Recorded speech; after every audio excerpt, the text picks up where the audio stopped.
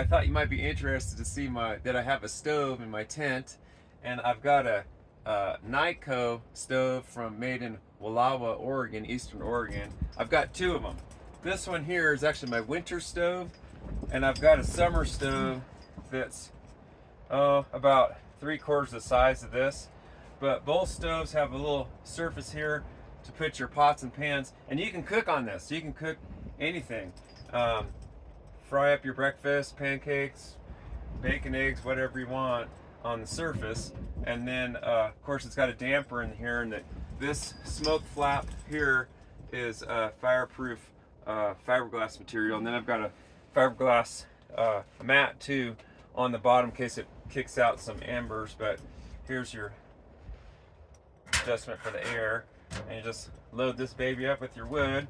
And the cool thing about these, both of them have a spot where you put your water, and you can heat up your water for doing your dishes or making coffee or tea. And you have this regular spigot that works right here inside, and it just slides up and off like that, and you can fill it up and then just drop it in. And you can take this shelf off too real quick. But I had another one another time where it was when I was horsepacking, where I actually didn't use it horsepacking, but I had it for horsepacking for the next summer. It was the same size like this, but it collapsed. It collapsed to this wide, and the front and the back folded in. It was all on hinges, and then you could put it in a little pack and put it on the side of a mule or a horse. But like I said, this is my winter stove. So this one in this tent, it can be -20 or whatever, and if you have this going full bore with a full load of wood, it actually could get too hot in the tent.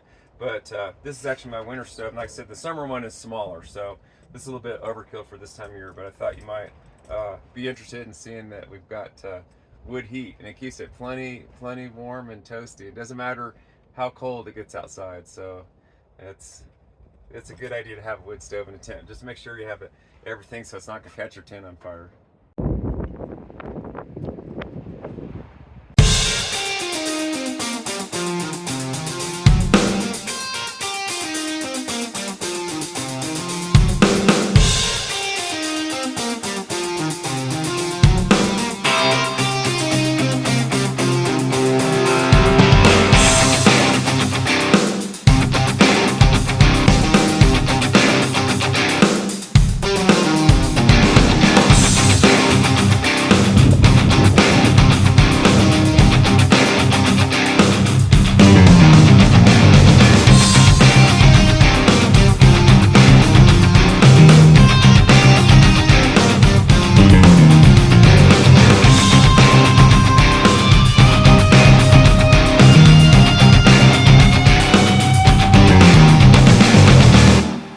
I think we overdid it this time, Kelly.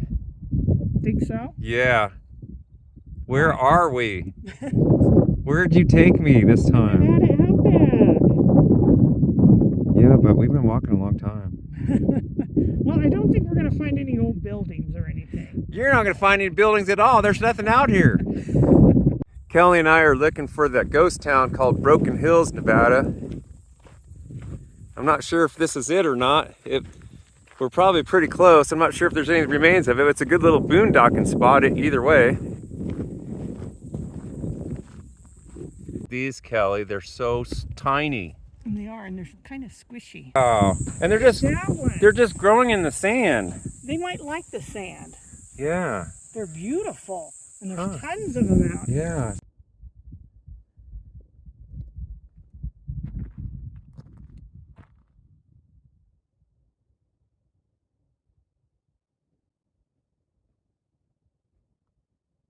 I don't know, Kelly. I thought you knew where this Broken Hills ghost town is. Well, we've been walking a long time. I don't know. It might be here. It might have disappeared, or maybe we're not even close. You got any water on you? You got any water on you? Not on me, no. Me neither. I got it in the car. It's been a long way. But I didn't think we'd walk that. You got a far. compass on you? Nope, I don't have a compass. Oh yeah, maybe I do. I have my Okay. phone. Because I'm lost for sure. I can't. can't remember which direction we're in now. There's one of them Mormon crickets. Aren't those gross, Kelly? Yeah, they are. Yuck. We're not going to see a big invasion. Oh man, they're up by Elko. Here's one of those really gross Mormon crickets. There could be thousands of these. You can see how big he is. I don't put him down on the ground, you can see. There he goes. People in my space. Yeah. No, it's true. We're Westerners, we're not, Eastern Seaboard residents. Right. I'm surprised at how it is there, and they're surprised how it is here.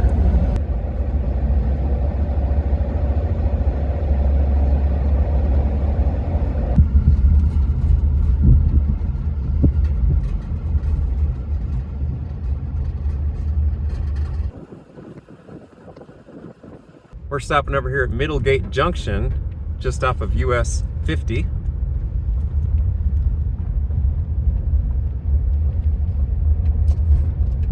I've got some motorcycle adventures here on a road trip. That's pretty cool. Rustic. Side stop. And it's really interesting to see the ceiling in here.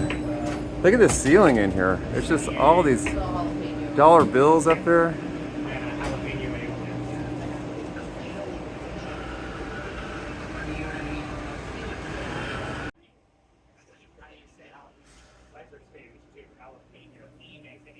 Thanks, guys. We're heading by a little ranch over there. It's got some cottonwood trees right in the little valley. I'd say that's an alfalfa field in there, would you say? Yep, definitely. So we're paralleling Highway US 50 East, which is known as the loneliest road in America, but this one is even lonelier, and it's going to break off here to the right, heading south in a minute, and we're really heading out into the Nevada Outback. So this is the old Lincoln Highway, the old US 50. And it's in good shape. Summit's about 7,500 feet.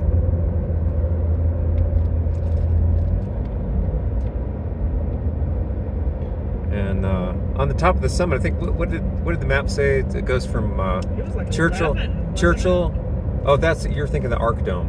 Oh, Yeah. Okay, yeah, I'm thinking of But the something pass, else, I think it straddles Churchill to Lander County, right? It's Churchill to Lander? Yeah, it's Churchill to Lander to Nye. There's several counties here. Woo! Hang on.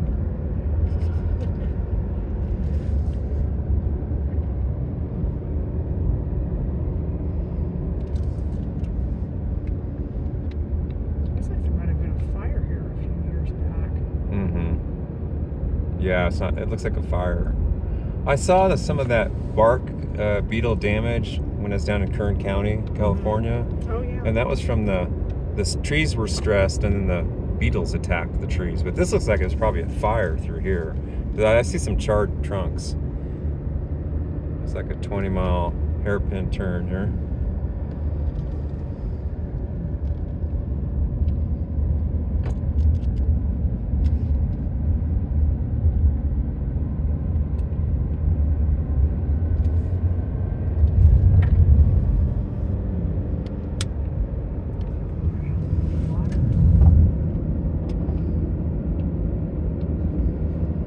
But we decided to go the back way, and this is really the back way, so here we go. So not much traffic on our commute. I don't think have we seen a car at all? Did we see a car? No. It actually looks like pretty good ranch country in here. Looks like it's some good forage. It's probably got a pretty good carrying capacity for beef cattle. Well, we're heading across Lander County, Nevada. Oh, here's a Mormom. Oh, they're on the march. Ew. I'm just glad we've got a tent with a floor on it. Because when I had to sleep out my sleeping bag in 2006 out by Ruby Valley, man, those things creeped me out at night. Trying to eat each other, trying to eat you, trying to sleep. Oh, yuck. Crawling all over you.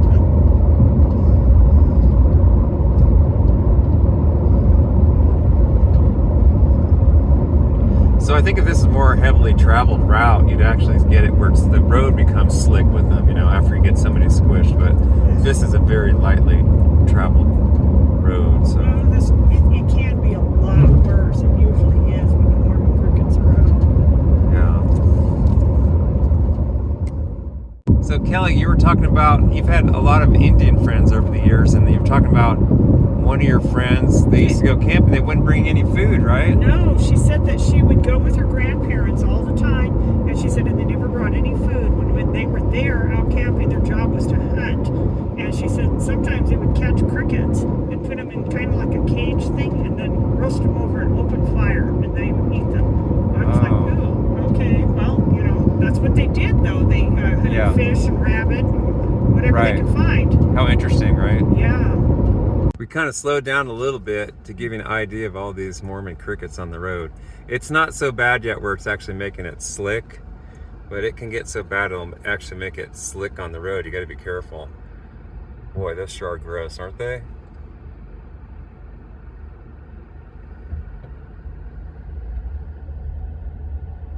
Look at them all.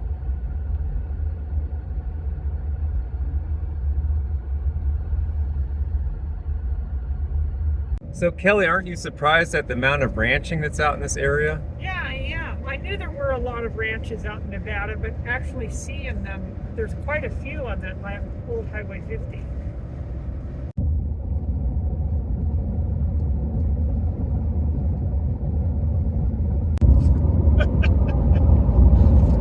We're trying to find a place to stop and eat our lunch, but there's just too many of these Mormon crickets that kind of make us not want to be hungry. Crawling all over the place. So we're only about 10 miles now from Austin, Nevada. We're south of Austin.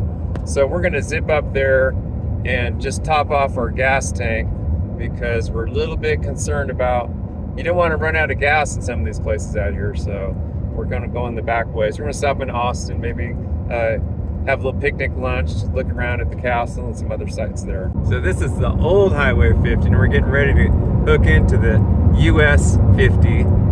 And that's, like I said before, it's known as the loneliest highway in the United States. And this one's lonelier, way lonelier than that one, isn't it? Yes, it is. Up on Austin, Nevada. Kelly said they had a basketball sporting event out here at their school. And of course they have a regular modern school there. And it's over there with the red roof on the left. And they had to come all the way out from Hawthorne to do the Austin, Nevada basketball shoot.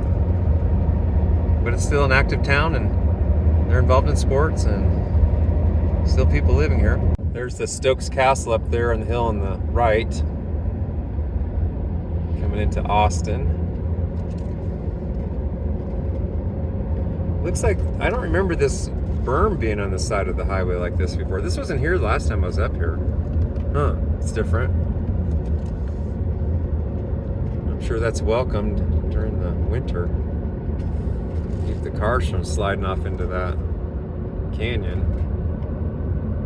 Austin, elevation 6,575. Stokes Castle. Okay, let's get some gas.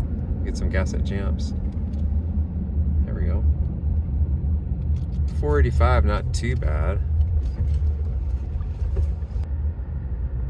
So here we go. The main drag here in Austin, Nevada on US 50. Everything's pretty much open for the summer season. I bet they're glad all that snow is all melted away. Snow and ice.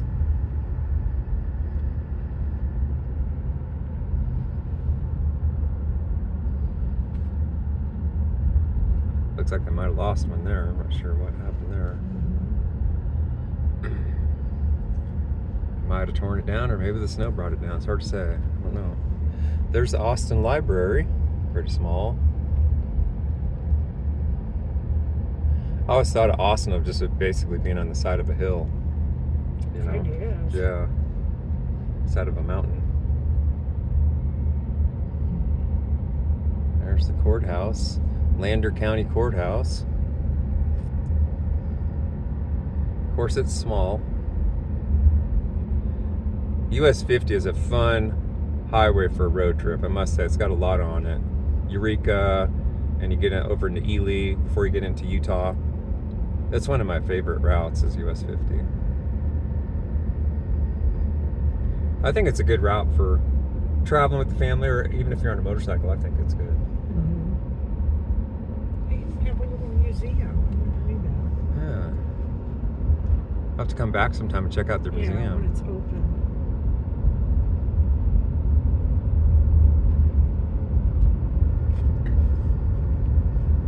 I've come up through here where it's been kind of snowy and icy, you know.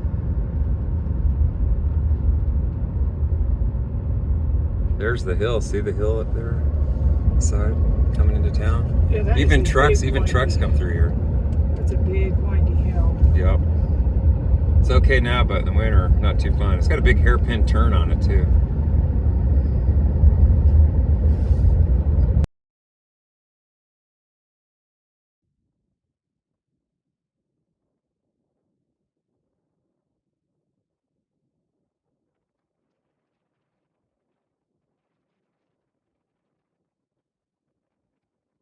So here we're making the turn, and we're 43 miles from the western Shoshones over in Yamba, and heading down the Reese River Valley from the north. Oh, this looks like it's going to be a gorgeous drive, doesn't it? Yes, it does. Look, there's still some snow in the mountains. And it's still a paved road. Yeah. It's one of Nevada's best kept secrets, I think. Well, there's still a little bit of snow up there, and a little bit, well, I'd say a lot less than there was the last time we came up this way. We were a little farther south, about 50 miles south of here.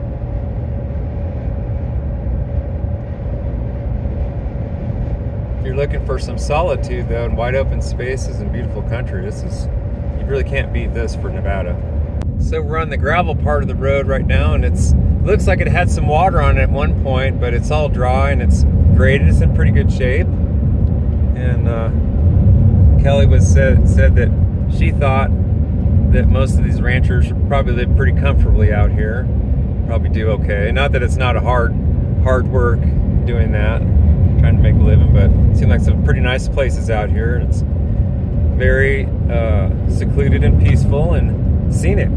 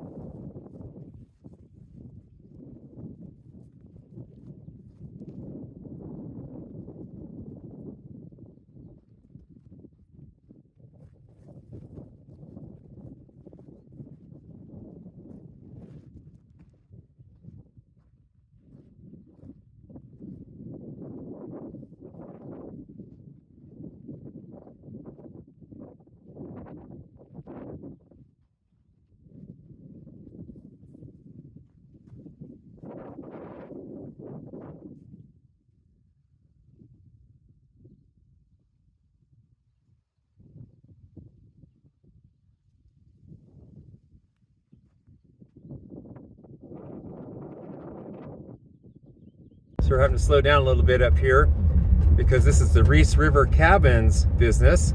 And everybody, if you're interested, it's for sale. Nice little business. They've got some little cattle operation over here. I'm not sure if that belongs to the Reese River Cabin operation, but they've got some handmade stalls for cattle. They've got some cattle and horses in here. But here's the little place right here.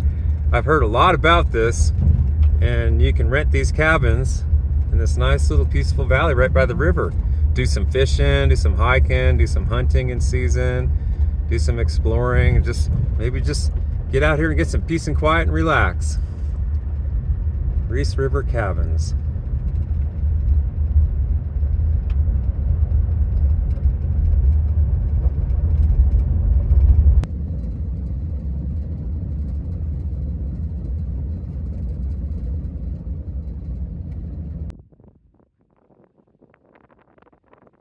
Well, we just went through a place where there was a washout, but it's all dry now and the road's open. Such a green, beautiful valley in here.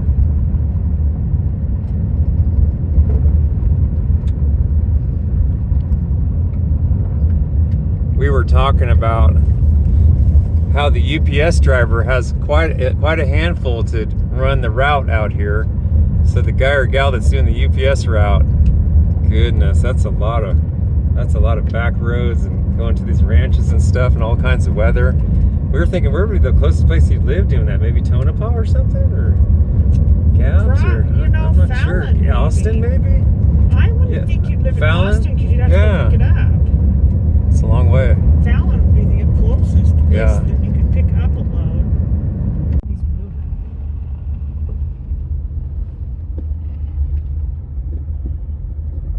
Well, we kind of feel like we're wandering out aimlessly in the desert, but we're not. We actually have a purpose where we want to go, and we were going to try to tie into this gravel road 107. It goes about 15 miles out in the desert in an area. It's high wind now and there's dust, and we're not sure if we can make it through, so we're going to turn around and head on back to the main route.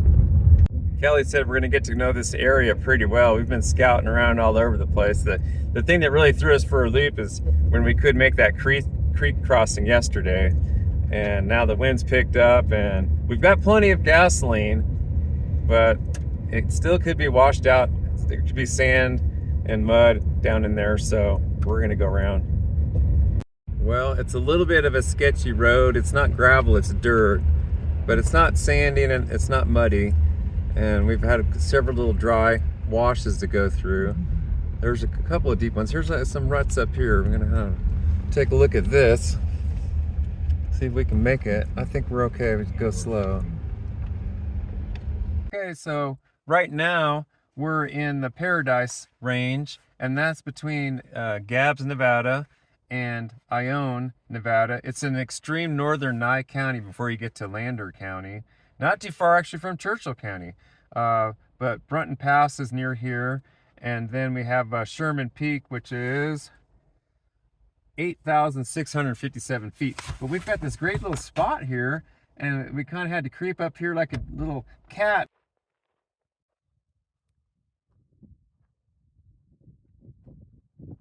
Look how pretty this spot is with the loop in, and you could bushwhack straight up and get pretty high up on that mountain, I think, pretty safely. We'll have to take a look at it, and I'll discuss it with Kelly and see if we want to go up there, but looks like there's some great views up there.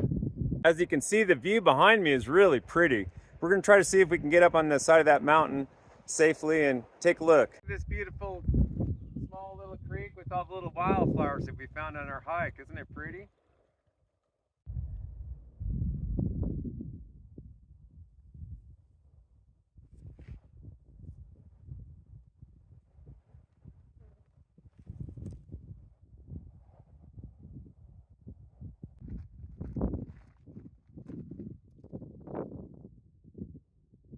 We saw this tree stump here. We were coming up here. At one point someone cut firewood, but look at this. It looks like a piece of art. Of course, it's not going anywhere, but it almost looks like a piece of art. It really caught our attention.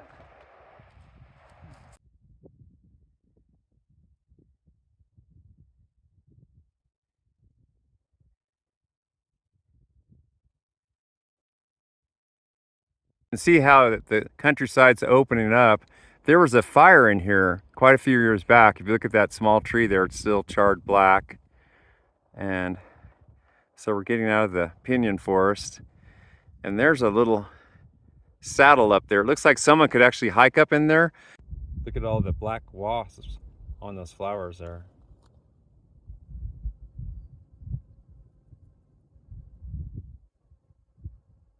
We haven't seen a single person or vehicle, not even on the road over there.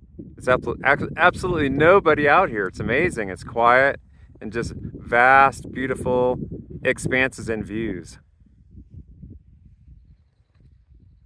Look at that, Kelly. We did pretty good. We almost made it all the way up the side of the mountain. I mean, that would be several more hours. That would be a different hike, you know, but that's pretty cool. We really have an excellent view up here. We did pretty good. It's pretty fun. Time to head down. Yep. You think it was worth coming up here? Yes, it was. Yeah, beautiful.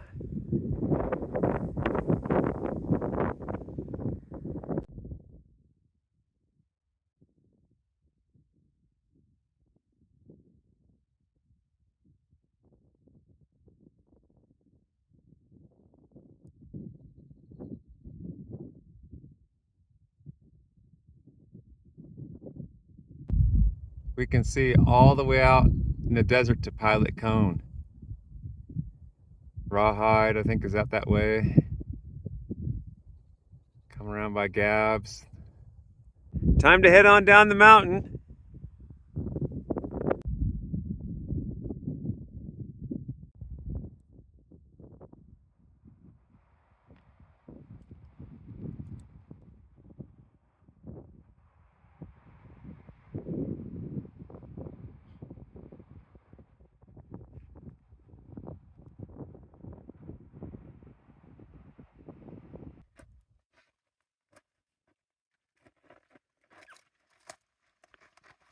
Look, it's exact same spot as we were before, that trunk behind you.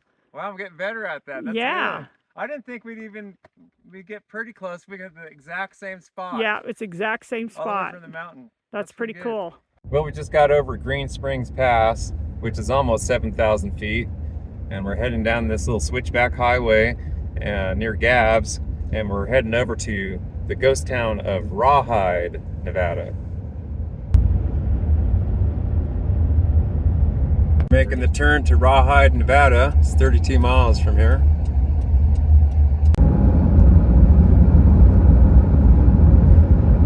You can see in the distance from the gravel road that there's the Pilot Knob up there to the right. And we're heading over to Poinsettia and the car frame windmill. Passing south of Pilot Butte.